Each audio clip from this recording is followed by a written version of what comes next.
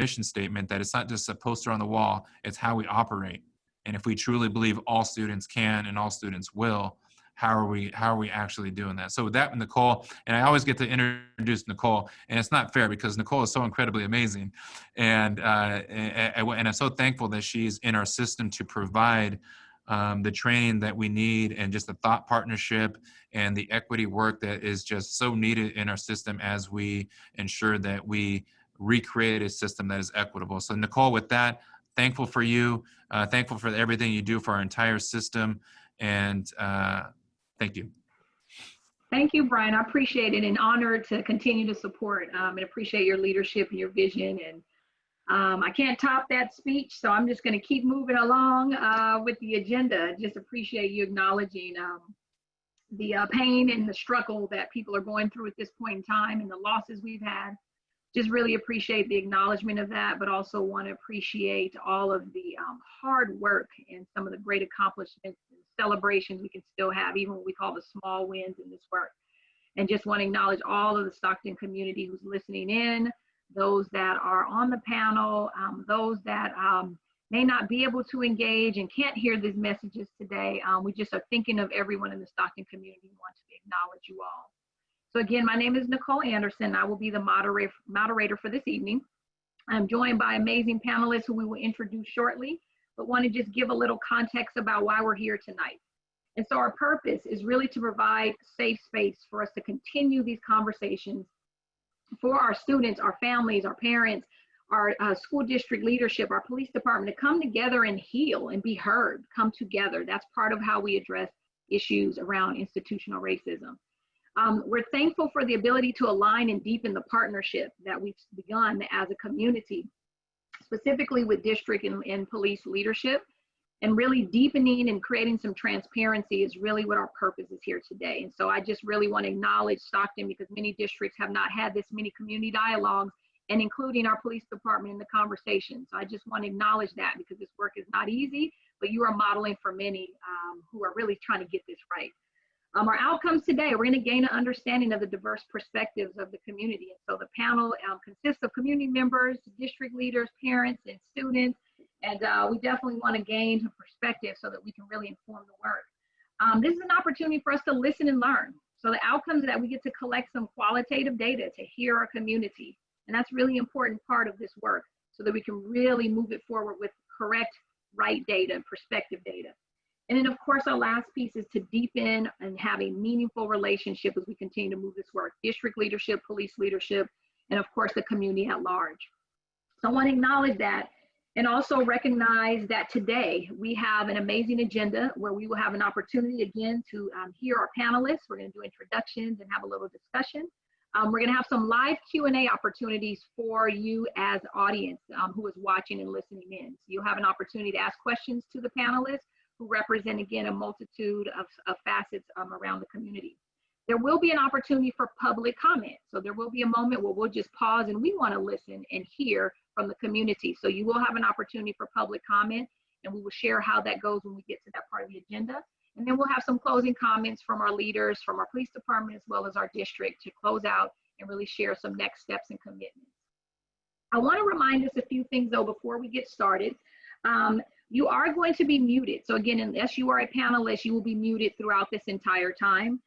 You will be muted unless you are asked to speak during public comment, and then you will use the raise hand feature and you will be pulled in to have the opportunity to speak approximately 2 minutes. And so we will make that determination as we get to that part of the agenda. There is a chat feature. And so if you would like to share any messages to the community, also to the panelists, you feel free to use the chat feature, and remember to make sure it is respectful, and it also is sharing your truth though. So we want to use that as an opportunity to dialogue. Again, the Q&A feature is located at the bottom of your screen, so you'll have the opportunity to place questions to the panelists. There are pre-selected questions that have been shared earlier, and questions that have been generated through the panelists. But if you have any additional questions, please use the Q&A feature at the bottom to share your questions, and we will get to as many as we can tonight. And then last but not least, there will be a poll feature that is used. So you will have an opportunity to give some insight to us through a poll feature that will show up where we ask questions and you will enter your responses on the poll. And so as we get ready to get started, before doing introductions, I want to make sure that we have some safe space here. It's really important as a moderator that as we engage and work around addressing institutional racism, that this space is safe for everyone to engage. We don't want anyone to feel attacked, anyone to feel judged, or anyone feel that they cannot speak their truth in this space. Part of our ability to grow is to allow people to speak, to be uncomfortable, but that safety is okay. And we have to make sure that that's the space tonight. So I, as a moderator, will continue to facilitate with that in mind. And if we ever have unsafe space, then I will pause and address that. One of the things that I want to allude to is Glenn Singleton's work around courageous conversations around race. And so with that, he shares his agreements to help us really talk about things that are uncomfortable. We've been conditioned not to talk about race since we were young children. And so even as adults, sometimes this can be an uncomfortable space. While it's safe, it will be uncomfortable. And those are two different things. And so today we want to embrace discomfort. And as his agreements say, we want to stay engaged, even when it gets uncomfortable. We want to agree to speak our truth, to share our perspectives and ensure that others' truth may not be ours, but that we are speaking our truth to ensure that everyone understands the diverse perspectives that are here tonight. And last but not least, that fourth agreement, expect and accept non-closure. This is a long journey. As Brian Biederman shared, that this work is messy. There's a lot of non-closure in the work because it's ongoing. And what we are trying to do is address institutional racism, which has hundreds and hundreds of years of history. So we're not going to solve it all overnight, but we are on the journey to moving forward. And so as we even hang up the phone tonight and the call tonight, reality is that we will have lots of work to do. So there will be some non-closure. And so as we think tonight about our 4 agreements, we want to make sure that everyone on the panel feels comfortable with engaging and leaning into these 4 agreements, and also everyone who's in the audience, that we can agree to stay engaged, experience discomfort, speak our truth, and expect and accept non-closure. So panelists, I believe we all are okay with that. I think our audience is ready. I'm super excited.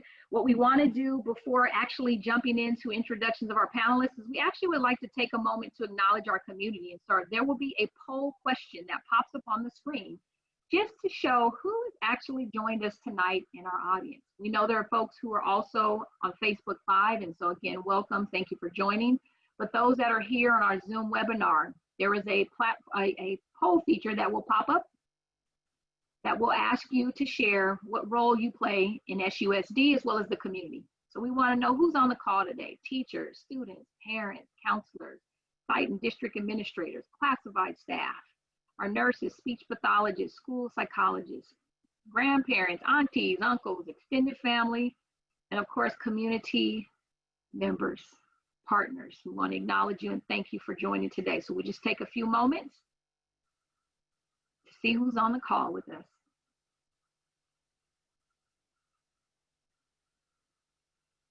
All right, so we have our parents. Thank you, parents, for joining. Teachers, thank you for joining. Our school counselors, mental health staff, thank you for joining us. Our school administrators, I call them our fearless leaders at the site level. Our fearless leaders at the district office, thank you for joining. Our classified staff, thanks for joining as well.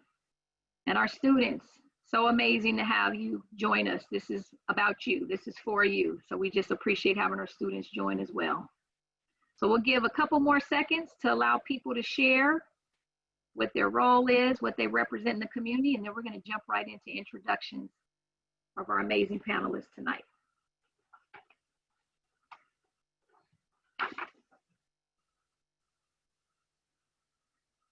All right. So now that we have officially seen who's joining us, panelists, you can see we have some amazing people who are going to engage in this dialogue with us. So it gives you a little context. And so we will remove the poll at this time, and we are now going to jump in to introducing our panelists. So joining us tonight, again, my name is Nicole Anderson. I'll be moderating. Joining us on the panel tonight, I'm going to share each name, and then each of them is going to share a little 30-second speech about who they are. So we have Jasmine George from Chavez High School. Jasmine, are you on? I see Jasmine on. All right. We also have Thomas TJ Gorman from Stagg High School. Thank you, Thomas TJ, for joining us tonight. We also have here, we have JR, also known as Ed Arambwanga, who is our SUSD Ethnic Studies teacher on special assignment. So thank you again for joining tonight. We have Sergeant Jesse Smith from the SUSD Police Department. Thank you, Sarge, for joining us tonight. Glad to have you here.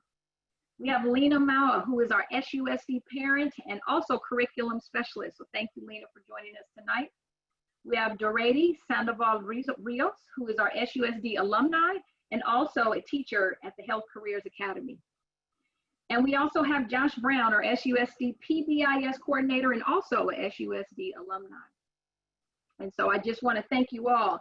I believe we're missing a name, and I see B, I believe B is missing off of here. So B, Nuyam Boon Salat, apologies, your name is skipped off of there, and it may have jumped off the screen, but we want to thank also B for joining us today as well.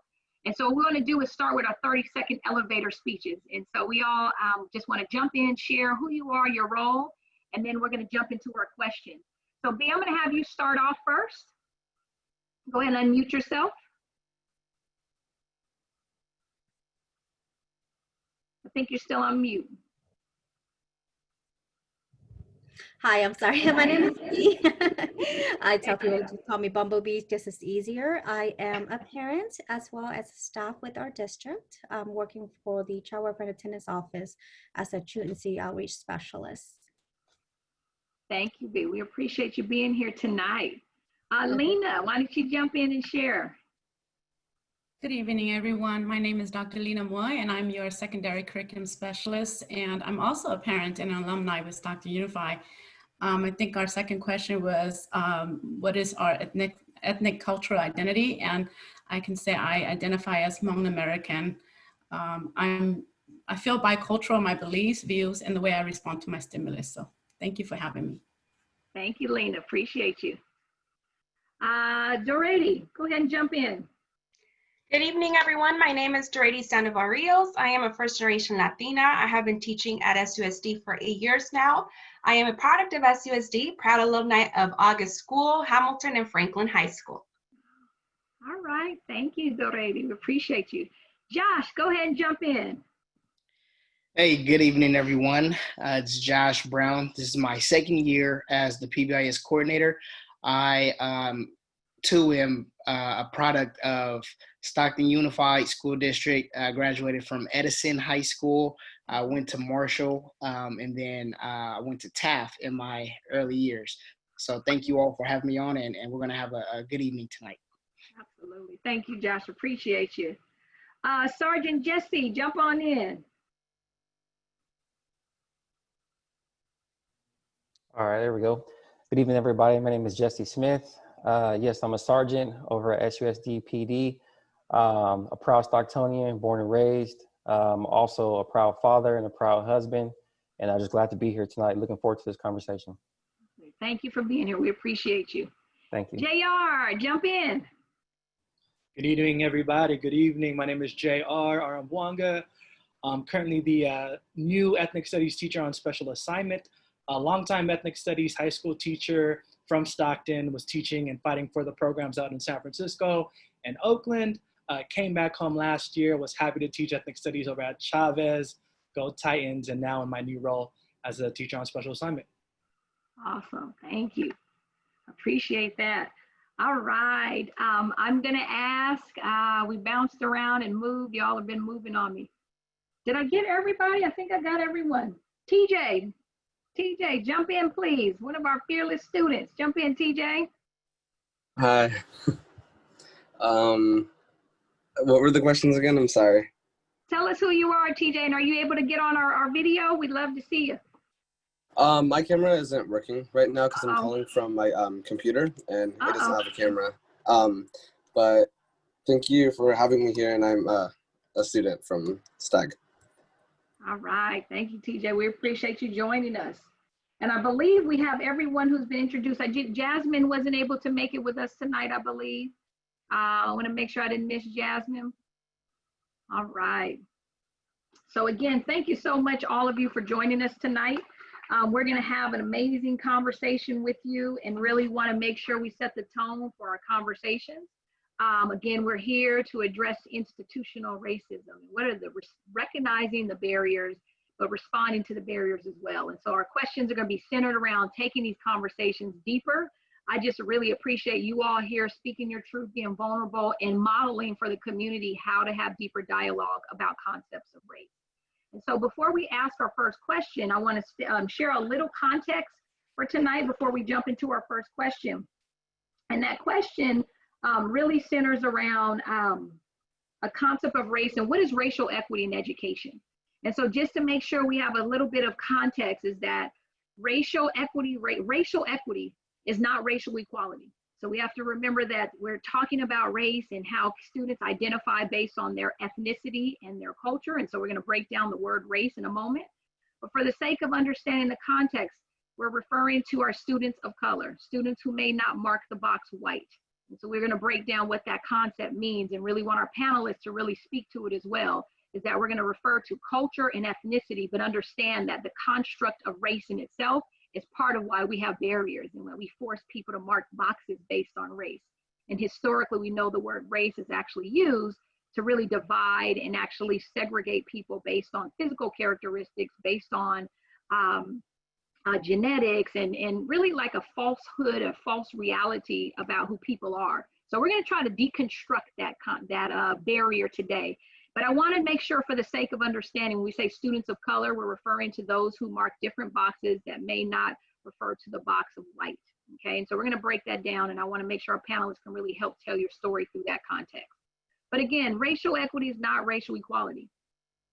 Giving students of color what they need when they need it. That's when we talk about equity. It's not giving everybody the same thing. It's giving kids what they need when they need it. Realizing that some students of color need more than others.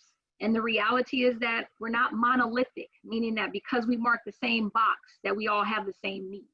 So it's really important we recognize that students of color have a variety of needs. And so a place like Stockton has large numbers of students of color in these particular groups.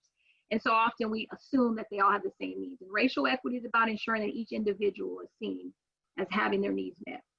Student success is demonstrated in a variety of ways. So we have to recognize that our kids are brilliant, and sometimes historically we've been using metrics that don't always show the brilliance of our children.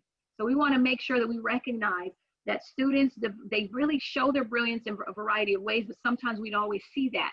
And so we have to find ways to really pull that out and use metrics that will show the brilliance of our students, because they do demonstrate those in different ways besides just test scores, besides our main matrix that we use around defining student success. I was one of those kids who didn't take tests well, and I would like to say I'm successful even though I didn't take tests well in our school system. And last but not least, this work is about intentionally shifting policies and practices, as well as our mindsets around addressing institutional racism, being very intentional and prioritizing this work. That's what racial equity work is really about. Notice we're using the word racial equity versus just equity, because today we're going to try to stay really laser focused on the concept of children based on ethnicity, based on their culture. And we're not going to necessarily talk about language. There's a lot of intersectionality that happens where people have a language they identify with.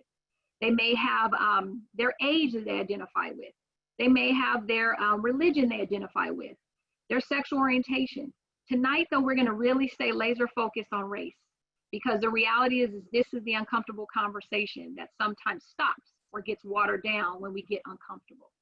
So I appreciate the panel embracing that concept tonight and really helping us to unpack it. We're going to make sure that we're going to address some of the challenges to racial equity. So understanding the history of public education. If any of you have not seen the history of public education or gotten that lesson, I want you to do your homework and make sure you unpack, because we're talking about addressing institutional racism, but education has had a history of it. So we have to recognize that is a barrier in itself in trying to address this work. We have to recognize the concept of resistance to change, privilege, entitlement, implicit bias, stereotypes. All of those terminology, we have to make sure we recognize that these are the things that get in the way of this work. And so we want to ensure that you have the understanding that in order to address this work, we're going to have to recognize the barriers to this work. Okay, so we're going to unpack a little bit of that today with our panelists. Last but not least, that last column, what you see is, what do we do? How do we create racial equity? Well, it's definitely not the new shiny toy in education. And those educators, you know what I mean. We usually have a new shiny toy, some research-based practice every couple of years, and we don't keep it in place. We usually throw it out and get a new one. And unfortunately, we don't usually apply this work to a system change lens. So we have to think about, how do we create racial equity?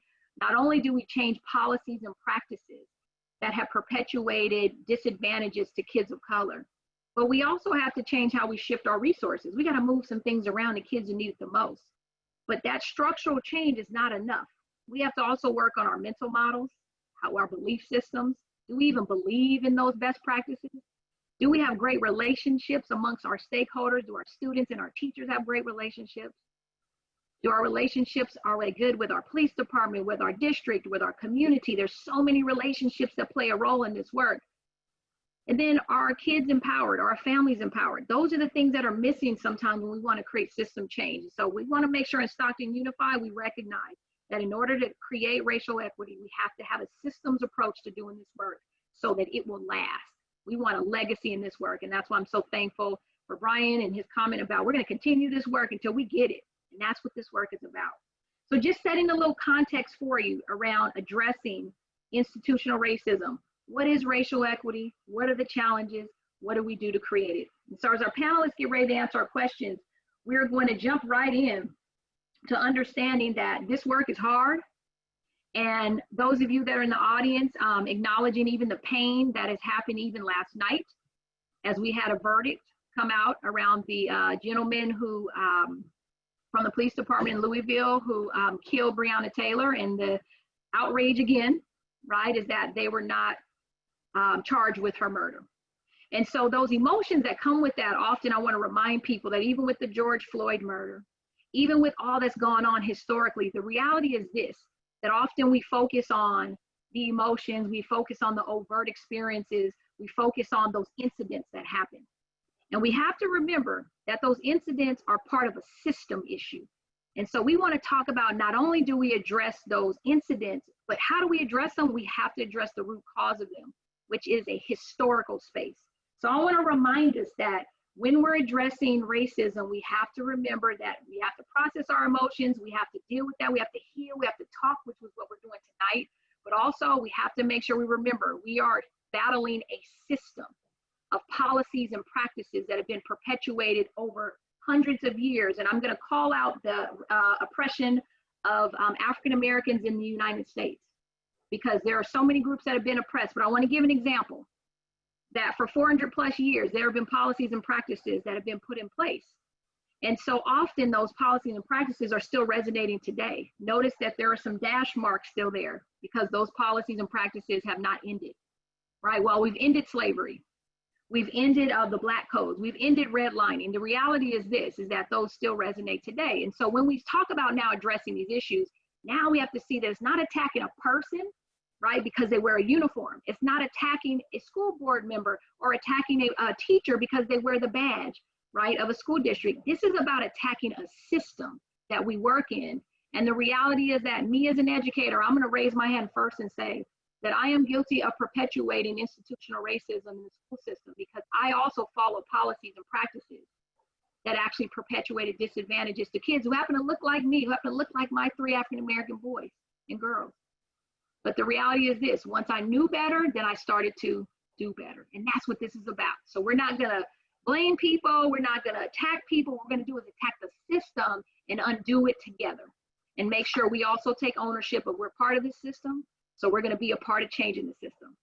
So I'm super excited again tonight to get you all ready to really engage in this conversation. We're gonna jump into some questions ASAP. And what I wanna do is make sure our panelists know to speak your truth tonight. You're gonna have about 2 minutes to answer each question, so you wanna stay as close into that, that range as possible. I'm actually gonna stop sharing so we can see you all. All right, there we go. And so what we're gonna do is we're gonna ask several questions tonight that are centered around addressing racism. And the way I want you all to think about these is to speak your truth, but also understand that the audience is gonna be asking additional questions that I'm going to throw in as we continue to go through. So audience, again, this is your opportunity to use the Q&A feature to place questions, and we will get to as many as possible, but we may not. So I want to make sure you understand we'll have a full night. And we want to make sure by the time we end tonight at 8:45 that we get as much dialogue in as possible. And again, thank you for understanding the Zoom platform and the fact that this is the way we have to do it. We can't be in person to have human interaction. So panelists, are you ready? All right, you're like, Nicole, hush, it's time, let's talk. All right, so I'm gonna start with the first question. And I wanna direct this question to Lena and also to B. And I'm gonna ask, again, share your ethnic and cultural identity. And that question is centered around, I don't want you to share your race, the boxes we mark, right? We're gonna start undoing the construct of race because it's a tool to divide people, characterize them based on their color of their skin, their characteristics physically. But I'm gonna ask you to share your ethnicity or your cultural identity and share how the concept of racism has impacted your experiences in the community. So Lena, why don't you jump in first, and then B, why don't you jump in right after? Go ahead and unmute yourself. All right. Thank you, Nicole. As I've mentioned, I identify myself as Hmong American, and I feel the bicultural in my belief, my views, and the way I respond to things. And I see that as an advantage because I feel like I'm open to different perspectives, but the disadvantage is that I feel like I need to balance two worlds at the same time because I'm neither Hmong nor am I neither American. And so there's a lot of internal struggles and decision makings on a daily basis that I have to make because I'm neither one or the other. The second question was how racism has impacted my experience in SUSD and in the community. And I've shared that I'm also an alumni in SUSD, but I'm also a parent and now an employee. And I recall when I was a student at SUSD from grades 3 to 12, I remember just the lack of access to programs, especially the GATE programs, because I thought I could be a GATE kid too, you know. And as a naive kid, I felt like I was being left out. And again, I never understood some of the things that was done to myself and my friends and my I guess my peers at that time, because we were also segregated into rooms by our ethnicity. So because I looked more Chinese, I wasn't with the Hmong kids. And I always felt like, wait, I'm better than the Hmong kids at that time, you know, but I couldn't understand why that was done, nor did I understand why I lived in North Stockton and was bused to South Stockton schools. This is my 21st year with SUSD, and I can say along the way, I have been antagonized on several occasions for my ethnicities, most times by my own colleagues, and a few of them were my former high school teachers. And so I've learned that, you know, for as many racist people that I encounter in my life, I believe there are twice as many of those who are fighting the battles with me. And then as a parent, I have 5 kids. 4 graduated from SUSD already, but one is a senior right now. And I see that my children have better opportunities and access than I did growing up in SUSD. Wow. But the racism fight is still very real. And if it's not visible, it still impacts my children in the systems, in the systematic processes and rules and regulations. And it's still keeping them from reaching their full potentials. Powerful. Thank you so much, Lena, for that. That's powerful. Speaking your truth, I agree with Monica. That story is big in addressing racism and how it's impacted your experience. So thank you for that. B, why don't you go ahead and share your perspective as well, your ethnicity, cultural identity, and also how racism has impacted your experiences. Okay, so I am identified as a Vietnamese American. I actually was born in Vietnam and came when I was 8, even though because of my, I guess, English accent's a lot better than most, they assume that I was born here. I actually attended school here and I was Stockton Unified only the first 2 years. And after that, since I moved to another location, I went to Lincoln Unified. But I actually been here from in Stockton since I came here. Went to school on Stockton, graduate college here, and I've been volunteering with Stockton Unified and worked for Stockton Unified for oh, 8, 9, 10 years now. I can't remember anymore, but it's been a long time. Because, okay, so going back to, I'm Vietnamese, but I am a bit darker than most Vietnamese. And so people would assume I am either Cambodian or Laotian, Filipino, and tossed again always in a different group than my own identity, ethnicity. And growing up, going through school, I was as ESL student, so English had been a struggle for me. Up until college, I was also in ESL classes, and a lot of my experience, mainly in 6th grade to high school, I was placed in a lot of the ESL classes, and the group of kids in my classes with me are, you know, either Asians and a lot of Hispanics, and we don't have a lot of opportunity like, you know, the other group of kids that have more privilege. I didn't know about college. My friends didn't know about college. Our parents didn't talk about college. We didn't know anything about college. And so all we knew is we just have to go to school, and that's all we did. We went to school, but no one gave us any other opportunity. We don't know what the future lies for us. And so with that, we were, myself as well, felt really left behind by, you know, just everybody, because no one was there to give us encouragement, tell us, you know, what's there out there for us. So I'm sorry, getting a little emotional. Sure, we appreciate it. Experience in SUSD as, I would say, a staff. I don't have a lot of negative experience, unfortunately. It's just when I was working in other programs in our district, I did had a few incidents just with parents. And they are also people of color, because they felt like I was being racist against them. I have no idea why. But fortunately, you know, my personality is a little enthusiastic, always happy, right? So I'm able to communicate with the parents and have a mutual understanding with them.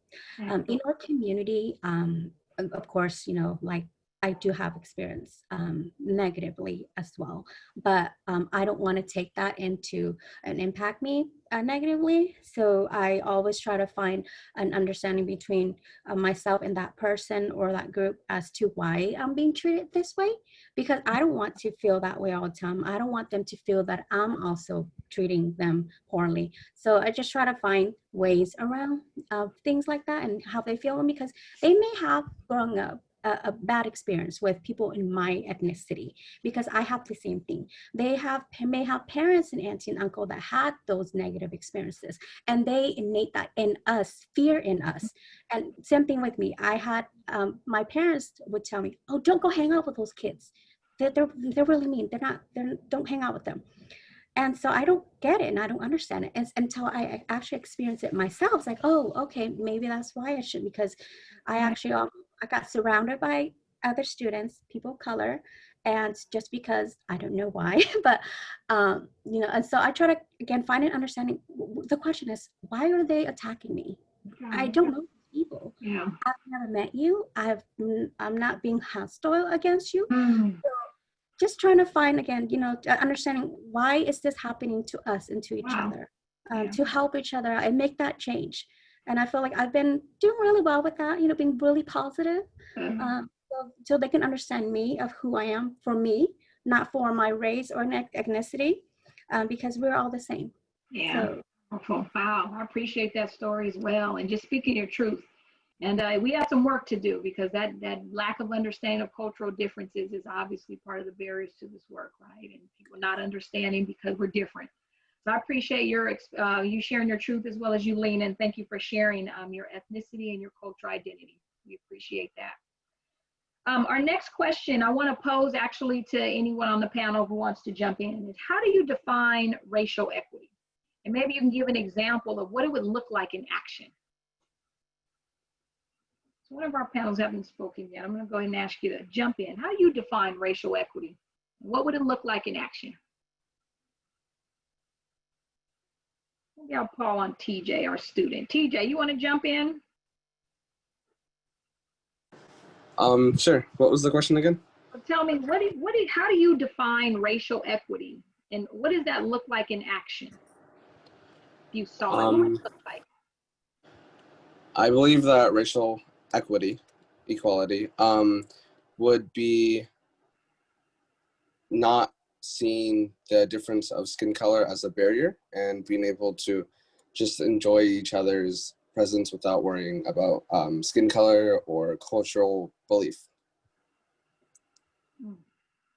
Powerful. And tell us, what would that look like as a student? Like, what does that look like if we saw it? Maybe during lunch, seeing multiple different people from different backgrounds sitting together, laughing, talking, enjoying each other's presence. Powerful. And I appreciate that, helping us visualize what it looks like, because I want to say, TJ, we learn a lot from students about what racial equity looks like, because often students don't get hung up like us adults. And so we appreciate walking on campuses and seeing students together who have different ethnicities and cultures. And what a great example you gave is what it looks like at lunchtime, is people coming together and appreciating differences. So much we can learn from our students. I appreciate that, TJ. Anyone else want to jump in? How do you define racial equity? Define racial equity. Dorady, you want to jump in? I'll go ahead and jump in. So racial equity for me would be giving the opportunity to everyone, in this case for students, so equal opportunities for all of our students, regardless of color. And so an example of this would be the distribution of resources and opportunities that is neither determined or predicted by race. And so, for example, the equal education for everybody, regardless of whether they come from a low-income family or whether they come from, a more privileged family. Powerful, powerful. So race and income, like the intersectionality, that those aren't predictors for people not being treated equally and not having access. I love it. I love it. The equal distribution of resources. Powerful. Phew, all right, we're going to keep it going. I'm going to go to an audience question. Selena Johnson had a question, and I'm going to ask Josh to answer this one. Josh Brown, our PBIS coordinator. And this question is centered around, are there principles and policies or procedures that have been changed or implemented through the PBIS program? And so what are those next steps? And I want to add a little caveat to her question in terms of addressing institutional racism, the barriers to racial equity. If you can add that context to the answer. Yeah, and first off, that's a great question. And so I'll try to answer that as best as possible. So I'm also on the DOJ board meeting team.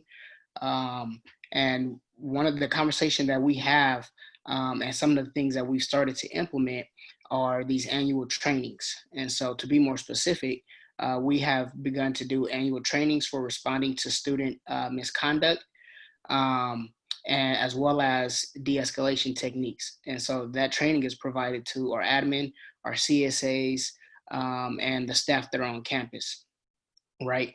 And so how does that make sense for us? How does that help? How does that help our students, right?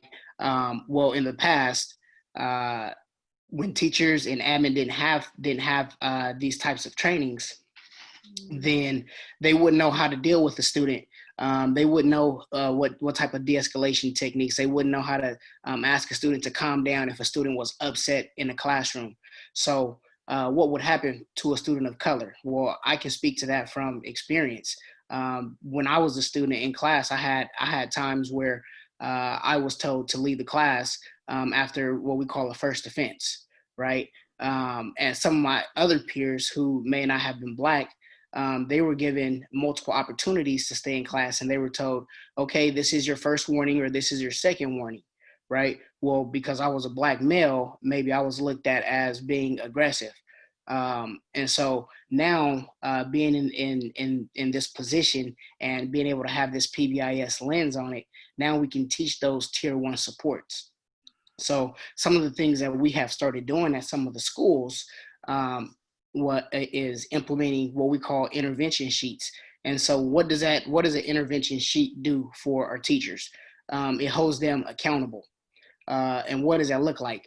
A teacher has to record the interventions that she's done with a child before sending him to the office. So now when we're talking about that racial equality, it doesn't matter what race or nationality the student is, they all have access and equal rights, I'll say that, to make sure that they're being fair, they're being treated fairly in our classes, right? So they still have the same amount of time to learn that lesson as another student as in the past. So I hope that kind of answers that question. Yeah, that's powerful.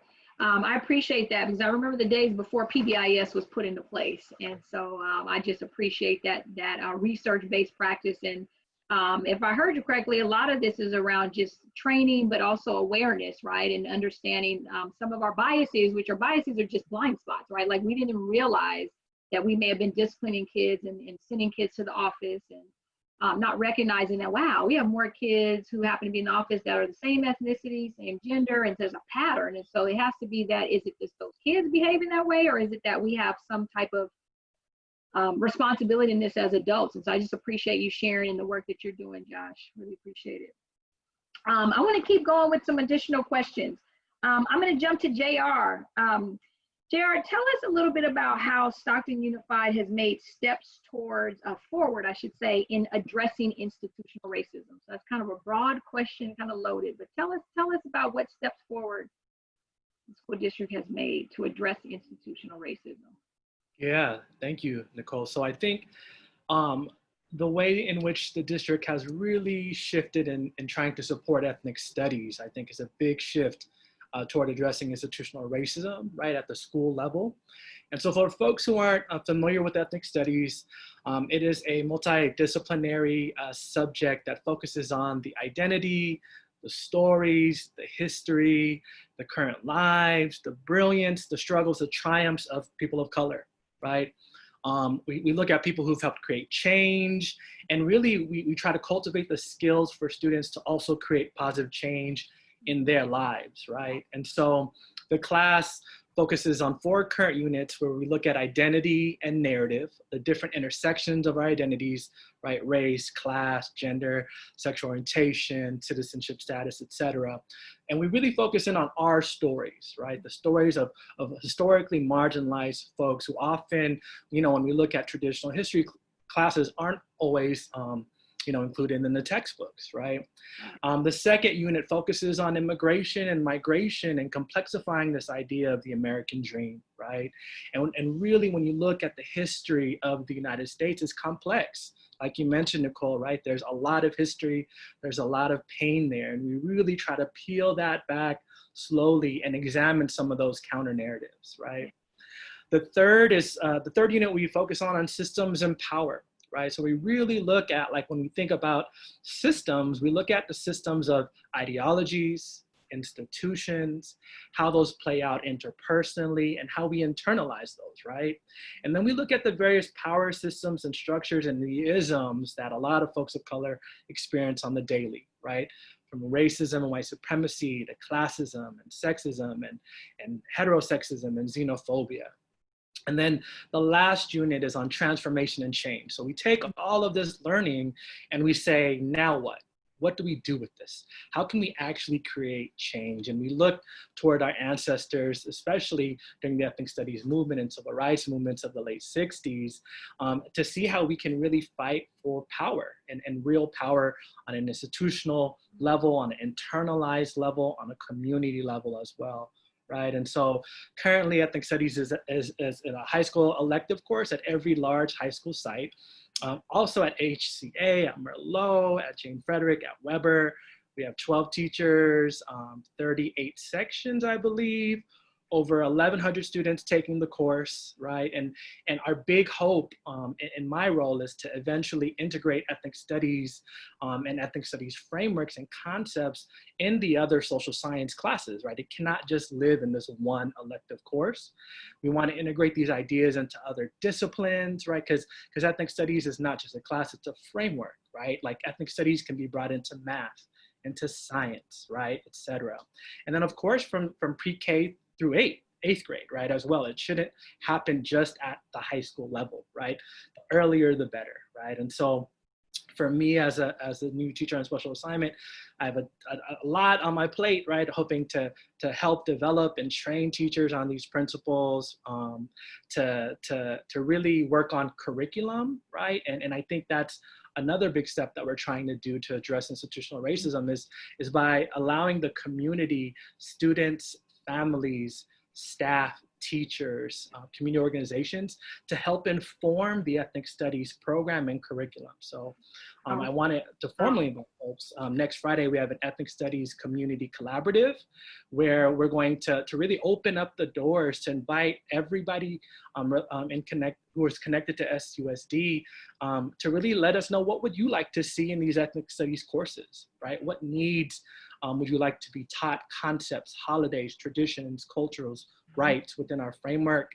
And then also there are racial affinity subcommittee groups, right? So we have an African American and Black subcommittee, a Latinx subcommittee, Asian American and Pacific Islander subcommittee, and Native American subcommittee, so that specific groups can also have a specific and intentional say on what they would like to see, right? And so it's a very unique class, right? And very new to the district, and hope that these principles and concepts can really stay, like you mentioned, right, Nicole, and that they integrate into the structures of who we are as a district. Powerful. Wow.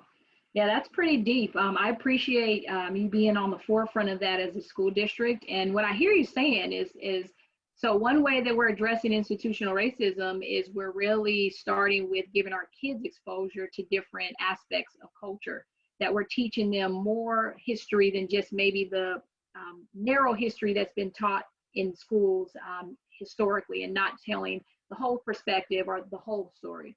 And so I just want to appreciate Stockton for that and look forward to that evolution, even down to our babies, right? Our kindergartner and first graders. That's where we get to interrupt implicit bias that's taught at early ages, because they don't get to know the full story about who they are and about who others are based on their identity. So I just appreciate that. I'm super excited about ethnic studies.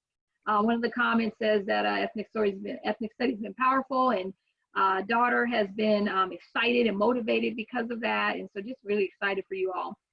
I do want to do a follow-up question to Josh, just because it showed up. And so it's a real quick follow-up about teachers. Do teachers have access to that PBIS form and checklist? And I think that's something that you had brought up. So can you just speak real quickly on that? Yes, teachers do have access. It's created for the teachers. And we do have a PBIS link on our mental health site. So where you can click on there, you can access those different things. So that's something that we just started building, and we're including PowerPoints that I'm doing to help the community as well as for our admin. And so you should be able to find that on there. Got it. Excellent. Thank you for that. So I want to keep it moving. I want to keep this conversation going. There's some great questions popping up, and I'm going to keep this going, and I'm going to jump to our Sarge, Jesse Smith. So I want to ask you to help us a little context, because we were talking about PBIS, which is at the school site level, and obviously ways that we're addressing school discipline. And I know, as you are very well aware of, and we're just super excited to have our police department partner, with the district to really redefine the work to support kids and address that school to prison pipeline. So tell us a little bit about how the Stockton USD Police Department has redefined its work to include a focus on addressing institutional racism in the school. Yeah, so definitely. I think I'll start with just go ahead and mention the fact that about the DOJ settlement. I think that's one thing that a lot of people are aware of, but maybe we don't acknowledge it as much as we should as police officers, or as a department, I should say. A lot of the things that have come up and a lot of things that have been said about our department took place, about 10, maybe a little more years ago, which brought about the DOJ settlement. Part of that settlement brought up numbers that showed that our department was focusing more so on Black and brown kids when it came to arrest, when it came to citing. Obviously, that's an issue. And like you said, that definitely feeds into the school to prison pipeline. So moving forward, and I would say probably around maybe even 2013, when we started to address these issues, we started to take notice in that by making sure that we would go into the schools and do the total opposite. having to inform our students, empower our students more so, I should say, is probably the best way to put it. And when I think about that, I think about, you know, my experiences in school, what it looked like when police officers were on campus, or even more so, my son being in school. What does it look like for police officers to be on campus with him? What would I want those police officers to do? Obviously, the last thing I would want is for them to look at him as a target. I would want them to empower him. And so when I go and I do my job, when I go on the campuses and when I deal with students, that's my main focus is, one, how can I show them who I am, you know, outside the uniform? And then second, how can I empower them? We've come up with different diversion plans, diversion programs to try to get our students, you know, not only to interact with us, but as far as it goes with the discipline, there's only certain things that we will respond to. And I should have said that in the beginning. There's a matrix that we work with the department to come up with, or the school board to come up with. And there's only certain things that we as police officers will respond to. And obviously that's, you know, high danger situations. If a student brings a gun on campus, we would respond to that. And so the next question would be, again, is, you know, why are officers on campus then? And then I would say I would go back to the point that we're there to empower our kids. We're there to mentor our kids. We're there to counsel our kids. And these are some of the trainings that we go through here at our police department so that we're better at doing those things. And to make it a little more personal, I always try to make sure that I'm transparent with every child that I come in contact with. I let them know my background. I let them know where I came from. I let them know the things that I had to go through, and try to inform them that they don't have to make those same mistakes, you know, that I did. And again, it's crazy because of the response that they get when they hear the things that I say to them that I've gone through while in a police uniform. Sometimes it's hard for them to see beyond the uniform. And I always say, you know, that uniform has a voice of its own. Before I even get to speak to a child, that uniform is already saying something. Mm-hmm. So my main job is to make sure that I can silence that voice by speaking over it. Does that take a lot more effort? Yes, it does. But is it worth it? Most definitely, because our kids are definitely worth it. So. Powerful. Wow. Thank you for that. That's powerful. And just appreciate you sharing the transformation that the department has made intentionally. And I think that's one of the things that we just appreciate about the deepened partnership with the school district. And I know Scott had a question in the chat, kind of a follow-up, which I feel like you answered it, but I want to just share it with you just to see if you want to add to it. He was asking about how did the police develop a better understanding of different cultures? And I feel like you spoke to that a little bit, but I want to share that question with you. Just how did the police better understand different cultures? Most definitely. One, and I always said this from the beginning, hiring different ethnicities as police officers, more Black, more Hispanic, more male, more female, the more differences that we can have within a police department, the better that we can serve our community, the better we can serve our students. If you have a police department that looks the same, made up of the same ethnic group, there's only a small amount of people that we can actually help. But if it's made up of multiple different cultures, we can help that much, or that many more people. So outside of that, also our ethnic studies, not necessarily ethnic studies, but the different things that we do as far as trying to understand what different ethnicities go through, being able to understand the different disparities that our cultures go through. One example I speak about is if I were to go into, for instance, an Asian community, I'm not going to go into the Asian community and expect to know everything there is about that culture. I would love to have, an officer who's from that culture or from that neighborhood that I can ask and say, hey, what's okay to do? What's not okay to do? And that way I have a better understanding, because all too often from what I've seen sometimes is when officers who don't understand the African-American culture, or don't understand, us as a people, when they go into our neighborhoods, they kind of act off of stereotypes. They act off of things that just aren't factual, which causes an issue. So again, me, from my experience and not being afraid to speak about, who I am or where I come from, I'm able to help my fellow officer by saying, hey, don't say that, or, no, that's not cool to say this, or, just kind of being that advice, I would say. That's powerful. I appreciate that perspective, and I think it's so helpful. I love what you said about, the uniform speaks for itself.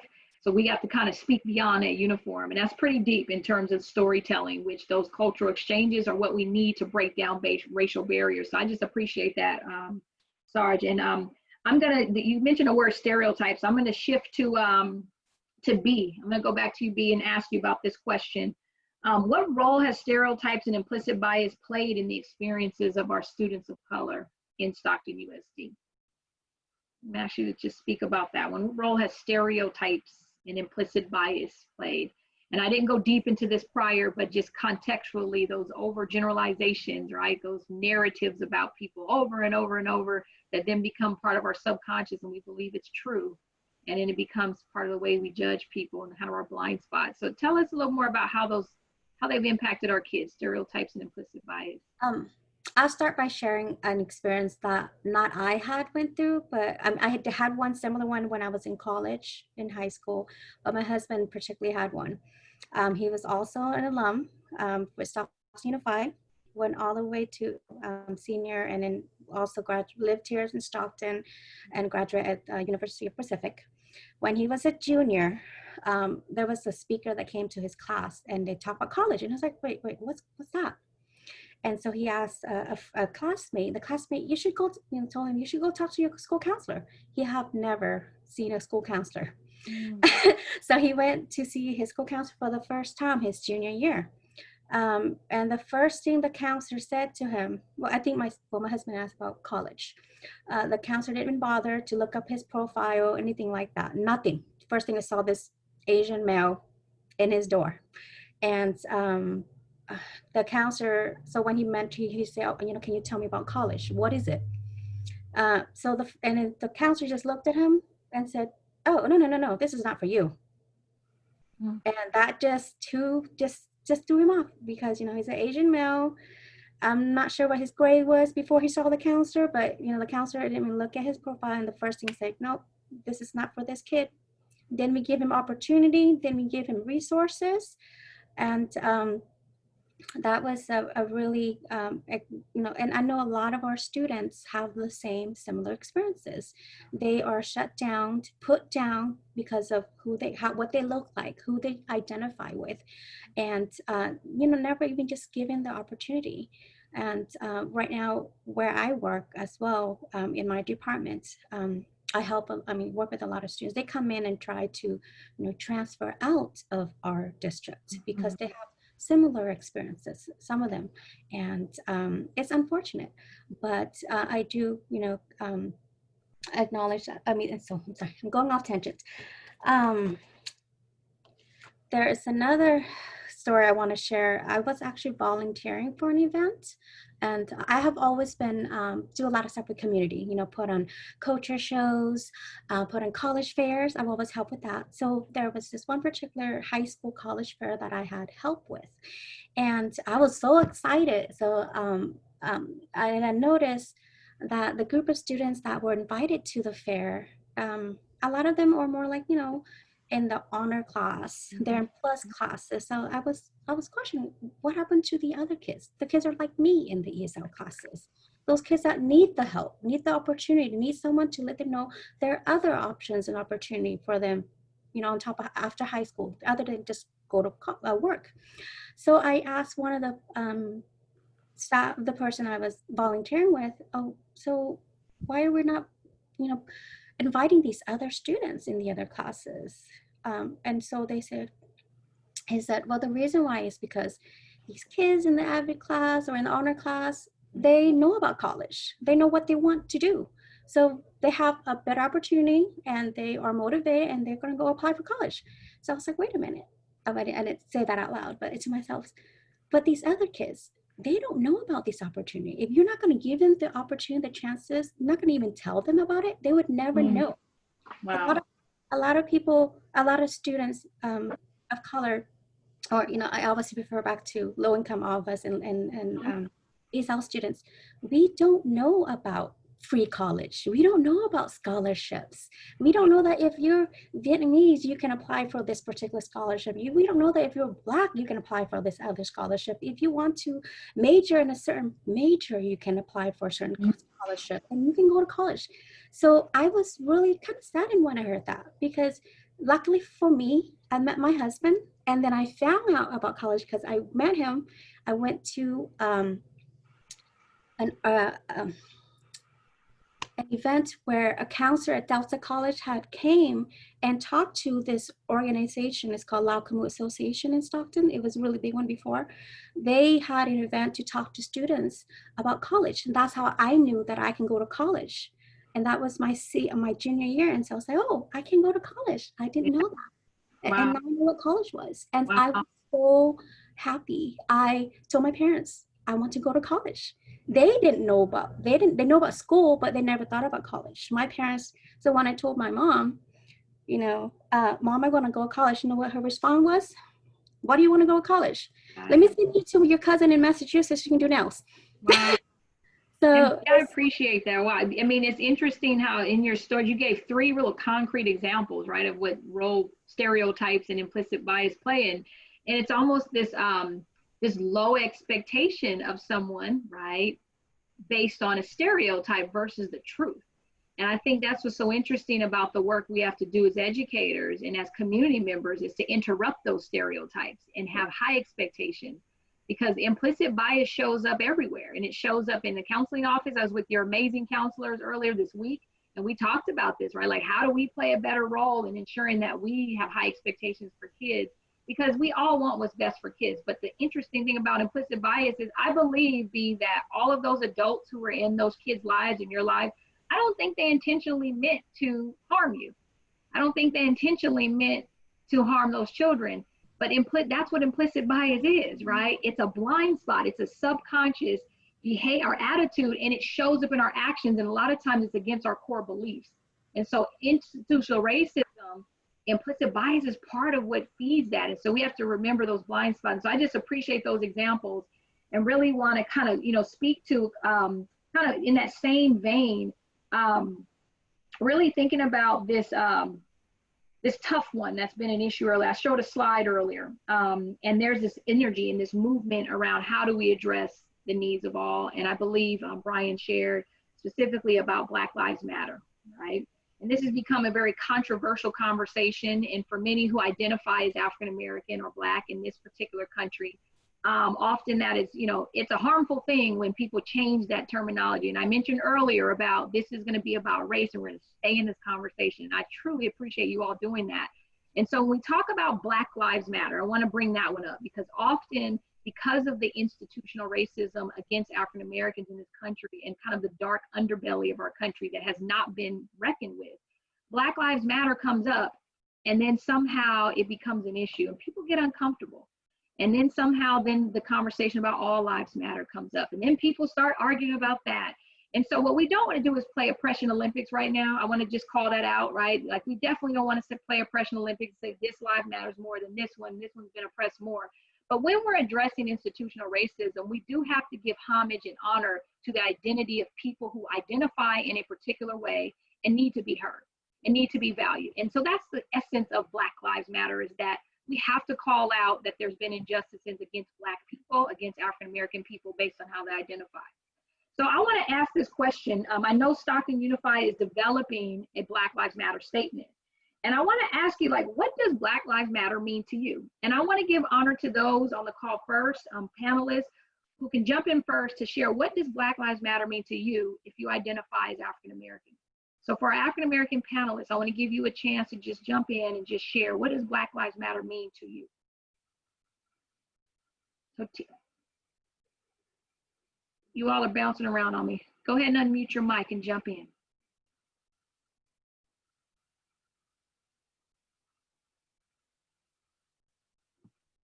I'll go ahead and jump in. Well, first of all, it means, I think sometimes when you think about it, or at least when I think about it, it means so much that you really don't know where to begin. But if we're talking about, sticking in Stockton Unified School District, what does that mean for me? what it meant for me as a student, I'll go back to the example that I used earlier, was not being kicked out of the class on my first offense, being given multiple opportunities by my teacher, who was Caucasian, to have the same access and affordability to learning as other students in the class, right? And then I'll go, before I was in this position as a PBIS coordinator, I was a substitute teacher in Stockton Unified School District. And while I was a substitute teacher, I was able to see from a teacher's lens, right? How are we treating our Black and brown children, right? And so that was very, very important for me to be able to have that lens, because a lot of times I looked at it as, oh, well, I'm giving my Black students tough love, right? And not really understanding that I'm being harder on them because I feel like I want more out of them. So sometimes I found myself doing the same thing, right? And so then it's just having that understanding, having that lens as an adult on how am I treating this Black student, because I want more from him. Am I supposed to be giving him tough love, or should I actually be more lenient on him, which is what I wanted when I was a student? Right. And then I'll take it, I guess one step even further. As a substitute teacher, I applied for other positions in Stockton Unified School District. And there were times that I wasn't even called back for an interview during those times. And I felt like that was because I was a Black individual. I had all of the degrees that I needed. But why wasn't I being called back for an interview? Right? Why didn't I have that chance to prove myself? And so, being thankful now that I'm in this position and having had that opportunity to prove myself, it's been a blessing. And so being able to use this platform to help not only Black kids and Black males and Black people, and then Black and brown people all together, we just have to be able to do more. I have to be able to do more, right?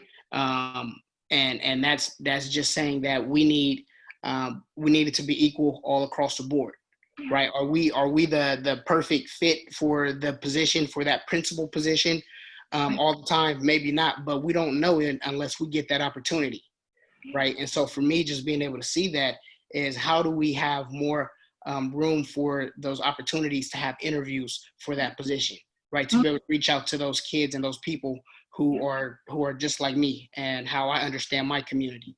Yeah, well said. I appreciate that. Just speaking to that piece and being held to a different standard at times, feeling like you matter is when you have access and you're not held to a different standard. And I appreciate you sharing your stories. And I want to appreciate you sharing kind of what I call unapologetically being mindful of students who identified as you did as a student.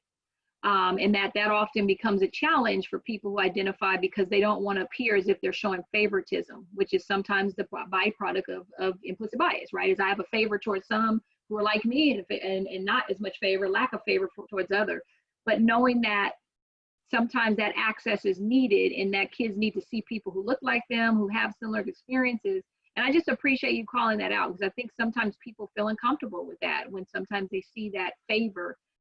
Feel like it's being shared and maybe not deserving, but absolutely, because when we talk about Black Lives Matter for our kids, they need that love.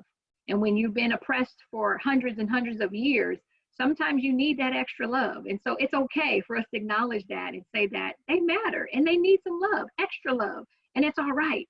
And so I appreciate you sharing that. Sarge, why don't you jump in as well and share, what does Black Lives Matter mean to you? Most definitely. So obviously, as a police officer, that's one of those topics that, obviously is going to come up. And as you can imagine, it's a difficult subject to talk about. And let me make this clear. I worked for a different department before I got here. So I'm gonna speak on experiences of the past department. There were times where I tried to explain to coworkers what Black Lives Matter meant. There are times where I tried to express to them what it means to be Black and proud. There were times where I tried to express to them what it means to just, feel good about yourself. represent who you are without having someone judge you or say that, you know, you're being biased because you want to empower yourself. Me trying to be open with them, I thought was the key to try to solve that. And what I realized is that some of them just didn't necessarily, they just didn't want to hear. They didn't want to learn, or they didn't want to know. And it's unfortunate. Being empowered to be able to walk around in my skin, to be able to walk around and wear my hair the way I want to wear it, to have dreads if I want to. I used to have dreads a while ago. Being able to talk the way that I talk, that's one thing that's always stood out to me when it comes to Black people. They say when we talk, we use, you know, slang, or we talk hood, or we talk ghetto, or whatever. But when I think about our history, and I understand that English wasn't our first language either. So we developed an accent based on trying to learn English. But when anybody else comes over and they speak and they have a way that they speak English, it's an accent. But with us, it's always seen as negative. That's ghetto talk, or that's slang, which is very weird. So for me, I purposely talk that way because that's how I was raised. And I'm gonna put it in your face because that's who I am, and I'm not ashamed of that. And I'll always make sure that I let them know. For instance, when we were talking about, you know, when we first introduced ourselves, one thing that I found with working with some of my officers is they can always go back to, well, I'm from this country and we speak this language and we eat this type of food. And that makes me feel some type of way because I can't say that. I identify as African American, but I should be able to say that I'm from Ghana, or I should be able to say that I'm from Nigeria. I should be able to say that I'm from Congo. I should know that. But because of what has happened within institutional racism, what has happened in this country, I don't know that. So I carry all of that as being a police officer. And it's hard sometimes because one, you feel like you don't fit in with your fellow officers because they don't understand you. But then the other part of it is you don't necessarily fit in with some of the people in your own culture because they feel like you gave up on them. My thing is, when I think about Black Lives Matter, I understand when people say, you know, the statement that all lives cannot matter until Black lives matter. And I truly believe in that. Me being a Christian, I do believe that all lives matter. But unfortunately right now, Black lives, we need some attention. And one of the areas we need attention in is being able to say, look, this is who I am. God made me this way. I didn't purposely try to pick and choose this. And you should be okay with me looking this way. You should be okay with me coming from and speaking the way that I speak, because I mean no harm. All the stereotypes of Black people being aggressive and Black people being more so criminal, all that stuff is not true. And when I'm in your face and you see me and you wear the same uniform as me and you see that I'm not like that, but you still can't differentiate between the two, there's an issue there. And that's what I try to address over and over again. And I'm so passionate about it. And I'll move forward. I'll cut this short. I'll move forward to the department that I work for now. I am extremely happy with what we have here at this department. I'm extremely happy with the leadership. And I'm not just saying that because I work here. I literally left the other department to come here because I wanted to try, one, to impact our youth. And two, I wanted to go to a place where I could be myself and be around other people who weren't afraid to be themselves so we can actually impact this community the way that it should be impacted. And I found that here. And I'm so thankful that I'm actually able here and to work with these individuals who are actually able to go do this work. As a sergeant, I brought up in my roll call, what does Black Lives Matter? We had a full-on heart-to-heart conversation. Some hard questions came up. We were able to answer them. And I promise you, honest to God, at the end of that roll call, there were people in tears. There were people who understood more so where I come from. I understood more so where they come from. And as much as I wish I could say their name, I'm not going to say their name, but I think that's a bond and that's a connection that you remember for life. Things like that just don't happen by chance. That was something that was ordained and it happened. I felt open enough to talk about it. They accepted it. We got better for it and we moved on. So here, when I say Black Lives Matter, they totally understand where I'm coming from. And they don't take it as me being racist. They don't take it as me saying that no other life matters. They understand fully what that comment means. Powerful. Wow. I really appreciate that, Sarge, and breaking it down so eloquently. I can't even add anything to it. As an African-American woman, I just appreciate you speaking the truth and many things resonated. And I want to just kind of go to this last question, which really you helped me think about the hope I have in this work of addressing racial, institutional racism in the school system specifically, which you obviously work in, and thinking about like, and all of this, how do we heal and be heard, right? To address, again, this issue around these racial conflicts and misunderstandings. And you just gave a great example, is have a dialogue, right? Sit and have real conversation. But it took you, as I want to call out the concept of equity leadership, what we talk about with our educators, is we have to lead this work. And having the dialogue, having the patience, right? To be able to meet people where they are, to help them understand their truth is not our truth. And that I appreciate your patience with your colleagues. And we have to all do that, right, in society. Like, how are we going to heal if we constantly have these conflicts? And again, going back to history, right? Cultural destruction based on racial constructs was designed to divide and conquer people. And so we don't recognize our history. And what I appreciate you said, recognizing where we're from, right? What is our ethnicity? What is our culture? And doing our journey, each of us knowing our cultural identity is so critical. But if we don't know who we are, it's hard for us to love other people. It's hard for us to recognize and value someone who's different from us. And so when I think about this last question, and then we're going to get ready to open up for public comment, I want to ask each of you kind of to chime in, maybe just give like this kind of brief 30-second, what do we do to heal right now in terms of addressing institutional racism that caused so much harm? What do we do to heal? What do we do to heal? So I'll give you an example of how I would start off my answer. Very brief. We start with our young children and we teach them how to love and appreciate differences. That's how we start the healing process early on. Okay, so I'm going to start with Lena, and I'm just going to go around to each panelist and just give a quick, what is it we need to do to heal? Just very quick response as we close and go to our public comment. Thank you, Nicole. I think we can start by acknowledging that racism exists and start engaging in what the SARJ says, just hard conversations. And then as adults in the district, we can help provide continuous support to continue those harsh conversations. Perfect. Thank you so much, Lena. Appreciate that. JR, what can we do to heal? Yeah, definitely. I think definitely what Lena said, but I think is about being fearless in confronting your own identity, your own power, possible privilege, your own biases, right? And do your research, do the work, right? Learn more about histories, cultures, experiences, especially of your own, right? That knowledge of self is so important, but also outside of our own, right? Because that's what ethnic studies teaches us. And, you know, ethnic studies teaches us when we do that research, that education, we see so many connections, right? We see so many similarities, right? And that empathy is the foundation of healing. Do your work. And I love the empathy piece, powerful. Dorady, tell us your profound thoughts about how do we heal? Help us out. So I think in order for us to heal, we're definitely going to have to learn about each other's cultures, learn about our differences, and then come together to speak about those differences and try to understand each other from that point on. Wow, differences. Whew. All right, that got me fired up. B, I want you to jump in. What can we do to heal? Okay, so picking back on everyone else's, basically conversations. And I want to say I'm really fortunate in my current position right now.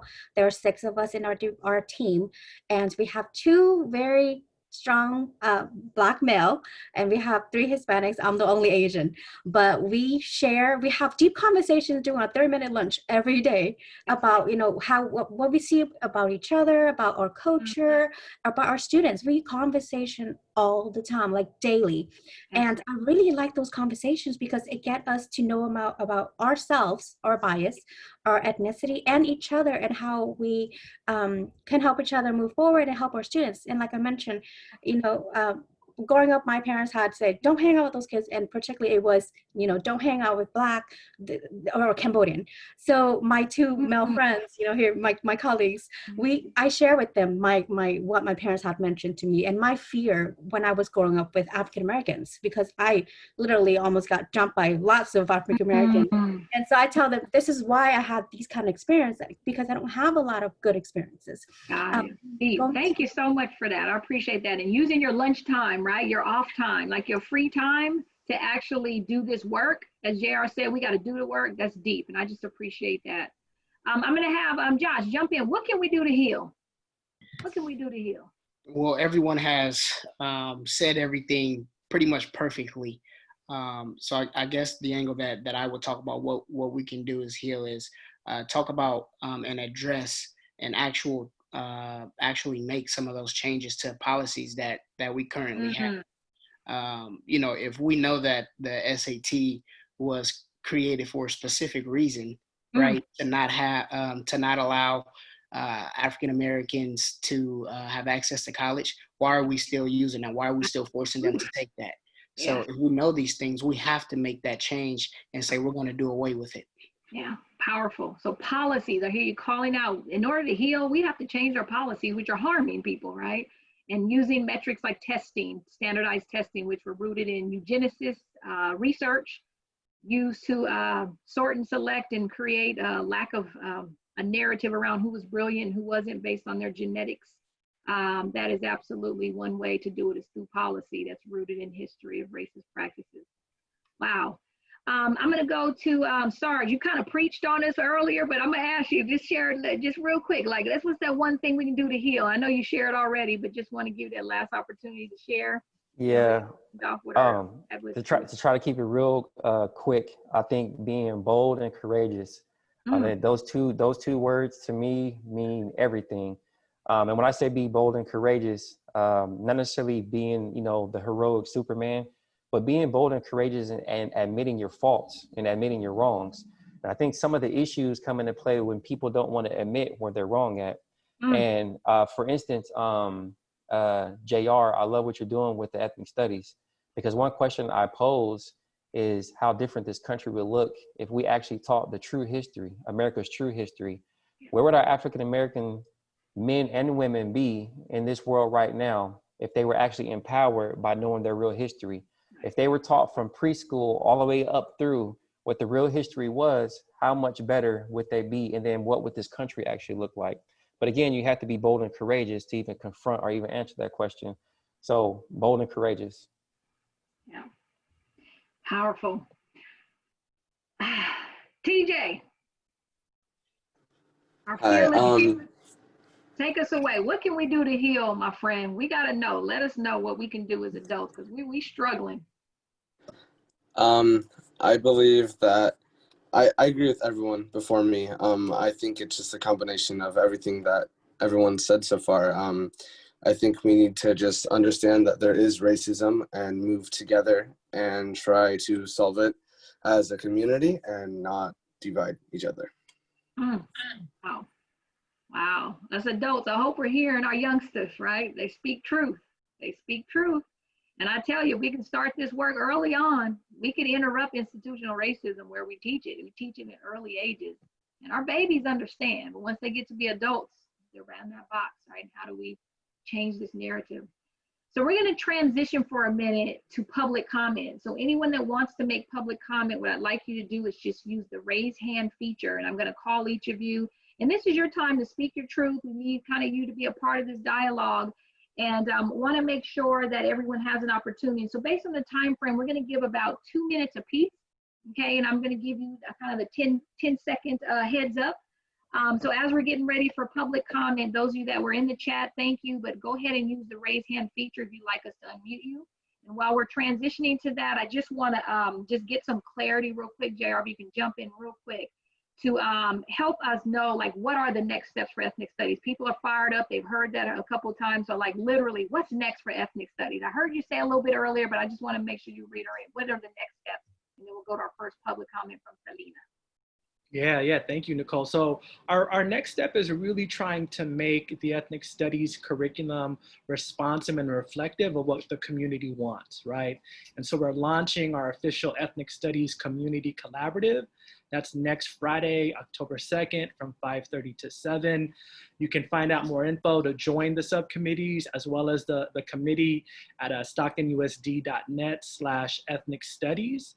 And like I mentioned, we're also going to have affinity subcommittee groups so that specific communities can have a direct say on what they would like to see, right? So we'll have meetings for African American Black communities, Latinx communities, Asian American Pacific Islander communities, Native American communities as well. So all of that information can again be found StocktonUSD.net/ethnic studies. I know we have some folks on Facebook as well. And all the information about the meetings and how to sign up and the bylaws can all be found there on our website. Powerful. Thank you so much for that and reminding us. And I believe in the chat, you placed that link there too for us, if I'm not mistaken. So we're going to move to public comment. This is our opportunity for us to just listen as a community. We just sure appreciate everyone joining. And so we're going to start with Selena Johnson. If we can unmute Selena and bring her in. And Selena, you have about 2 minutes to share your thoughts with us. Thank you again for joining us. Go ahead, Lena. Oh, wait, can you hear me? So now we can hear you. Hi, Lena. Okay. I was like, well, how do I work this? I just want to say that I hope everybody is safe, but I really, really, really appreciate this platform and this table. And I can identify with everyone's stories and everyone's truths. And if I really apologize, B, that you had experiences like that with African American people or Blacks, because you know it is cruelty in every culture. But what I wanted to bring out is the funny part of it is I took my DNA test, and so Sarge, you got to go to Africa Ancestry and take your DNA test. We were always told we were Native Americans, but I am not. I am Nigerian. And so it gave me a whole different, it gave me a whole different mindset and to look at my kids and from their education if I was raising them from a Nigerian African standpoint, along with the diverse, and I love all the babies. I keep kids. I'm like, oh, is it because I feed them? But so I'm just excited about the work that we are all putting forward, and I can go on. Those that know me know that I can, but I'm passionate, and I'm just excited about the work. And thank you guys for inviting the parents in on these conversations and the curriculum department, and together we can evolve, and together we can make changes, and together we can see everybody as human beings with emotions and feelings. So good night. Thank you. We appreciate you, Selena. Thank you so much. So you all got another strategy. How can we heal? We can know our own story by doing Ancestry.com, 23andMe, and learning your ancestry as well, which I also did my test too. I just haven't done the ancestry, African ancestry I've done. So I'm getting close, but Nigerian is one of mine too. So, all right, next up we have Scott McBrien. Can we let Scott in to share? Welcome, Scott. Thank you for joining us. Hi, Scott.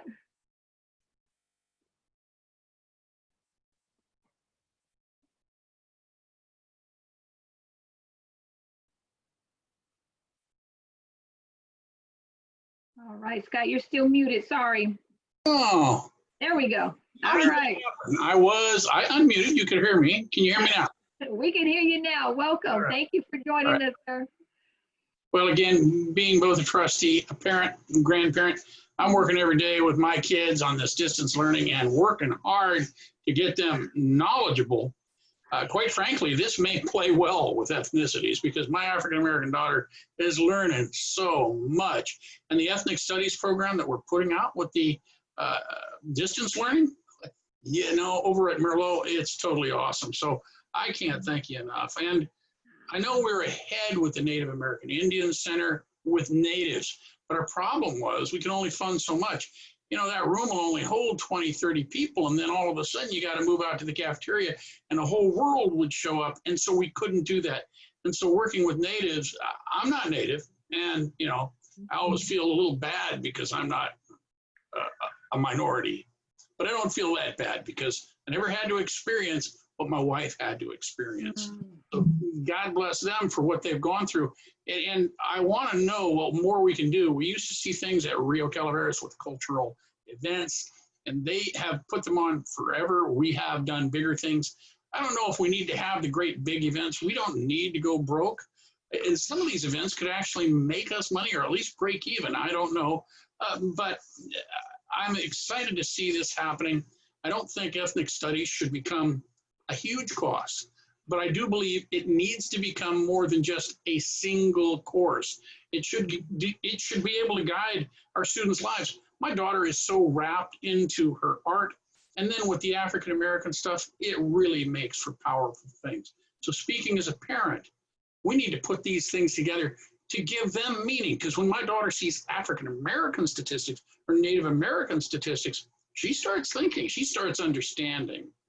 And then, so with that, you figure it out, because you guys got to do the grand design and budget. I'll try to inspire. And I also want to give out a great thank you to the SUSD PD. And I do want to make sure people understand, I'm going to take a risk here.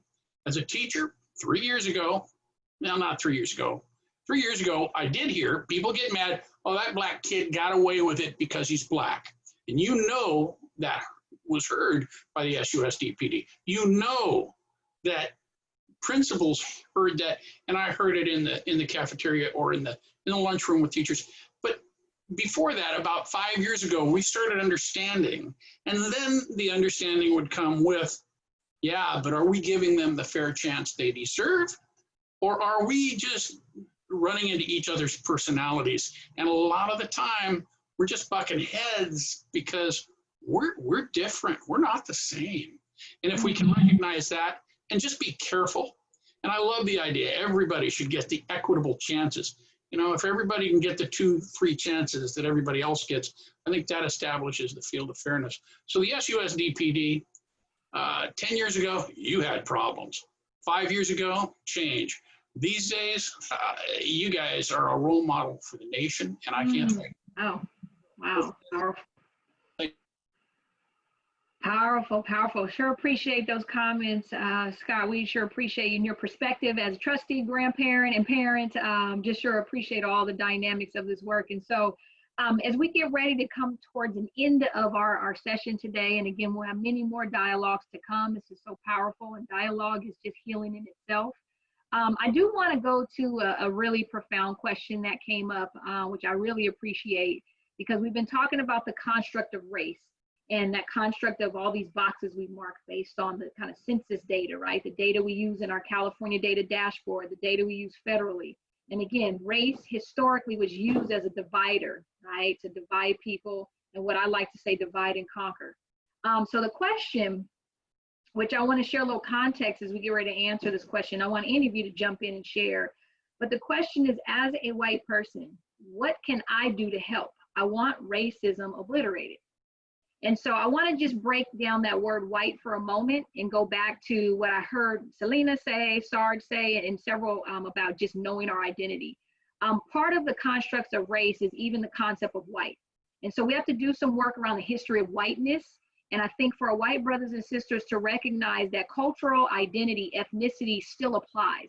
And so I often make a joke and say, you know, I haven't figured out in what country, what place on the map is the country white? I'm still trying to find it, right? And we kind of laugh about it, but the reality is this, is that cultural destruction and racism has harmed everybody. And we have a history of oppression for all people. And so when we break down the concept of whiteness, we have to also think about power structures and dominance, right? But also not to forget that our white brothers and sisters come from other countries too, right? And so when I did my DNA, I want to say this, you know, 30% Western European, I fell out of my chair, right? Because my mom and dad are black, right? And that's how I always knew. But I recognized my Creole ancestry that somehow was now also connected to my white brothers and sisters from Western Europe, who also migrated to this country and also were oppressed. And that's where whiteness came into play, so that we could do rich and you're poor. So oppression happened for all, but those stories aren't told.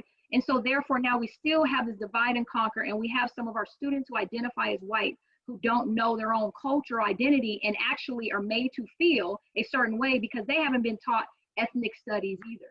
So we want to make sure we identify culture, recognize ethnicity, but also recognize the power structures and understanding this question, which I sure appreciate, is recognizing that I identify as a white person because I also recognize that I benefit from this structure that has been created. So what do I do about it when I benefit from this privilege, right?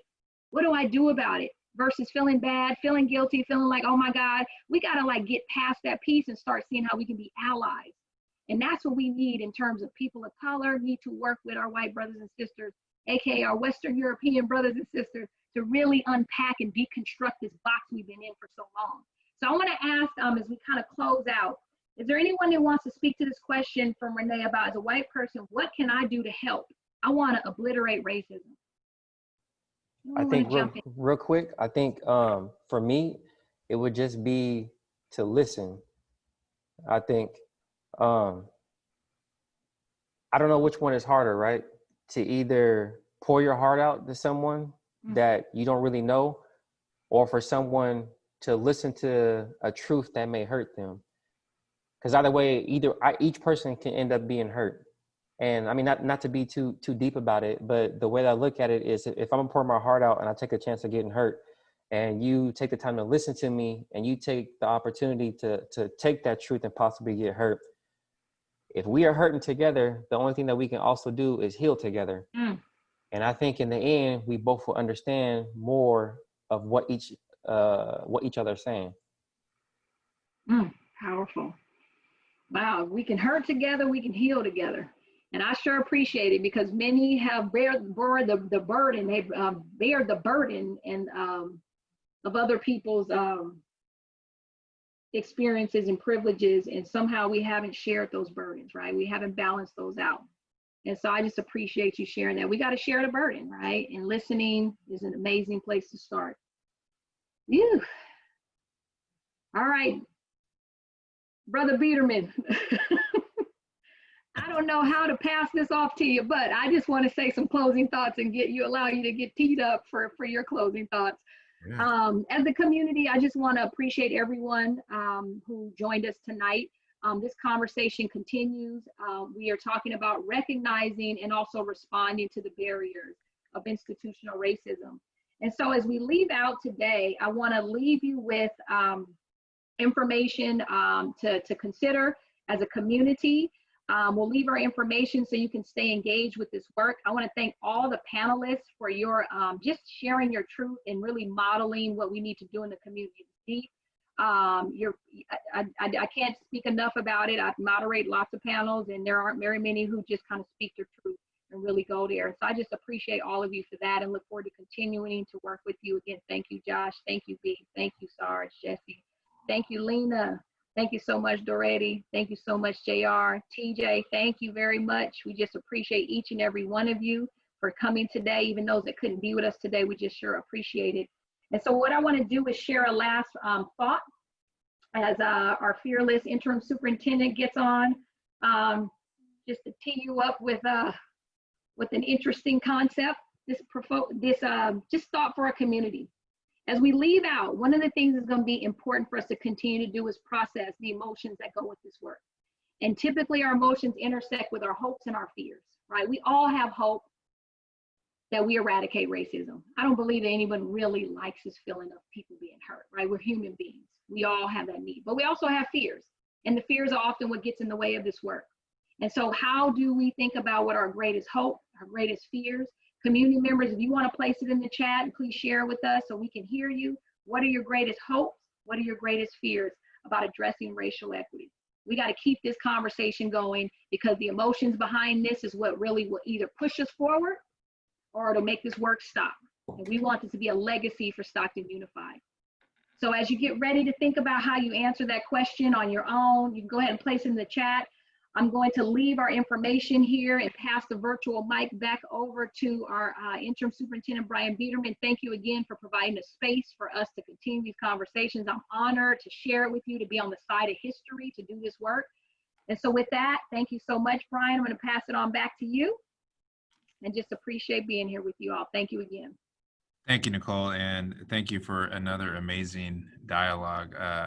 the hardest thing for me to do sometimes is listen. And it was so powerful just to listen to everybody's story. I mean, Sergeant Smith, my God, amazing. Lena, B, JR, Josh, everybody on the panel, just to hear the stories. And you asked the question earlier, Nicole, about how do you heal? For me, it's listening and then leading, right? There's a lot of information, a lot of truth that was spoken, and then now actually do something about it and push it forward.